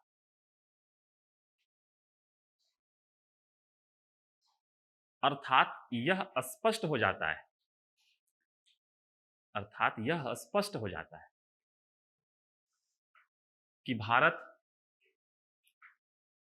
एक धर्मनिरपेक्ष, पंथ निरपेक्ष, धर्म नहीं पंथ निरपेक्ष राज्य है। देखो, हमने सुप्रीम कोर्ट की बात को कोट किया लास्ट में, कोई कट नहीं करेगा, मेरी बात समझ में आ रही है? तो अपने आंसर में सुप्रीम कोर्ट, वो भी बुनियादी ढांचा, यानी आप जो कह रहे हैं कोई तोड़ नहीं है, मेरी बात समझ में आ रही है? बुनियादी ढांचे का मतलब ही यही होता है। और जब सुप्रीम कोर्ट ने डिक्लेयर कर दिया तो हम आप कौन होते हैं? क्योंकि कॉन्स्टिट्यूशन को एक्सप्लेन करने का राइट उन्हीं के पास है। तो आज हम अपनी क्लास को यहीं पर रोकेंगे और अगली क्लास में डिस्कस